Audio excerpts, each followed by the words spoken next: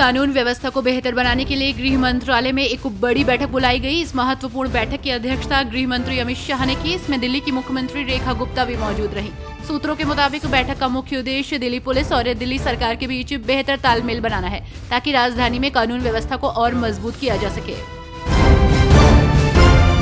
दिल्ली विधानसभा में स्वास्थ्य विभाग की सीएजी रिपोर्ट हुई पेश। ये रिपोर्ट एक बार फिर से अरविंद केजरीवाल की आम आदमी पार्टी की परेशानियां बढ़ा रही है।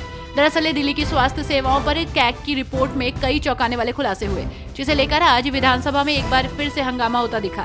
इस रिपोर्ट में सरकारी सेवाओं और स्वास्थ्य विभाग की बदहाल स्थिति को उजागर किया गया। रिपोर्ट में खुलासा हुआ कि केंद्र ने जितना फंड स्वास्थ्य सेवाओं के लिए दिया, उतना खर्च ही नहीं किया। बिहार में नीतीश कुमार सीएम का चेहरा होंगे या नहीं, इसे लेकर पेच गहराता जा रहा है। बिहार बीजेपी के अध्यक्ष दिलीप जायसवाल ने कहा कि सीएम का चेहरा कौन होगा, ये बीजेपी संसदीय बोर्ड तय करेगा। उन्होंने कहा कि इतना तय है कि नीतीश कुमार के नेतृत्व में चुनाव लड़ा जाएगा, लेकिन सीएम का चेहरा कौन होगा, इसका फैसला एनडीए के घटक दल मिलकर करेंगे।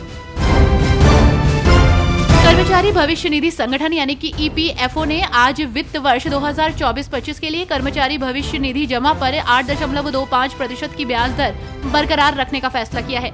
ईपीएफओ ने फरवरी 2024 में ईपीएफ का ब्याज दर वित्त वर्ष 2022-23 में 8.15% से मामूली रूप से बढ़ाकर वित्त वर्ष 2023-24 के लिए 8.25% कर दिया था।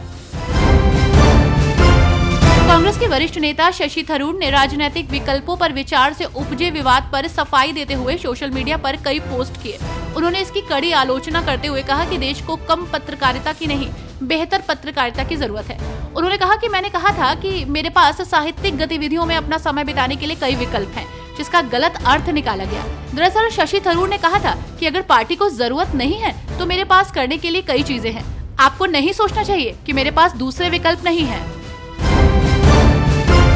बिहार में विपक्ष नीतीश सरकार पर हमलावर है। महागठबंधन के विधायकों ने सत्र शुरू होने से पहले विधानसभा परिसर में हाथ में हथकड़ी लगाकर प्रदर्शन किया। विपक्ष के विधायक ने कहा कि भारतीय का अमेरिका में अपमान हुआ, अमेरिका ने भारतीयों के साथ अन्याय किया, इस पर मोदी सरकार ने चुप्पी साध ली है। झारखंड के सरकारी स्कूलों में मध्याह्न भोजन पकाने वाली महिला रसोइयों की बल्ले बल्ले हो गई है। इन रसोइयों के मानदेय में वृद्धि कर दी गई है। होली से पहले महिला रसोइयों के लिए ये सबसे बड़ा गिफ्ट माना जा रहा है। महिला रसोइया बहुत दिनों से मानदेय बढ़ाने की मांग कर रही थी और हेमंत सरकार ने भरोसा भी दिया था, लेकिन किसी न किसी कारण से ये टल रहा था। लेकिन अब विधानसभा में इसकी मंजूरी मिल गई है। बिहार विधानसभा चुनाव से पहले जमकर बयानबाजी शुरू हो गई है। नेता प्रतिपक्ष तेजस्वी यादव बीजेपी और जेडीयू पर हमलावर हैं। उन्होंने मीडिया के सवालों के जवाब में कहा कि नीतीश कुमार परिस्थितियों के मुख्यमंत्री हैं। तीसरे नंबर की पार्टी जेडीयू है। बिहार की जनता तो नीतीश कुमार को मुख्यमंत्री बनाना नहीं चाहती थी। सबसे बड़ी पार्टी तो आरजेडी थी, तो बिहार की जनता ने तो पहले ही नकार दिया उन्हें। हाँ, जोड़ तोड़ करके कभी इधर तो कभी उधर करके मुख्यमंत्री बने हुए हैं। भारत सरकार ने वित्त और राजस्व सचिव तुहिन कांत पांडे को बाजार नियामक सेबी का नया चेयरमैन नियुक्त किया है। वे माधवीपुरी बुच का स्थान लेंगे, जिनका कार्यकाल इस महीने खत्म हो रहा है। कार्मिक लोक शिकायत तथा पेंशन मंत्रालय की जारी प्रेस रिलीज के अनुसार मंत्रिमंडल की नियुक्ति समिति ने 1987 बैच के ओडिशा कैडर के सीनियर आईएएस अधिकारी पांडे को भारतीय प्रतिभूति एवं विनिमय बोर्ड यानी कि सेबी का चेयरमैन नियुक्त किया है। पुणे में एक महिला के साथ हुई दुष्कर्म की घटना के बाद इसे लेकर लोगों में रोष है। हालांकि इस बीच एक मंत्री का बेहद ही असंवेदनशील बयान सामने आया है। आपको बता दें कि गृह राज्य मंत्री योगेश कदम इस समय घिरे हुए हैं। विपक्ष ने भी उनके बयान के बाद से सवाल उठाने शुरू कर दिए हैं।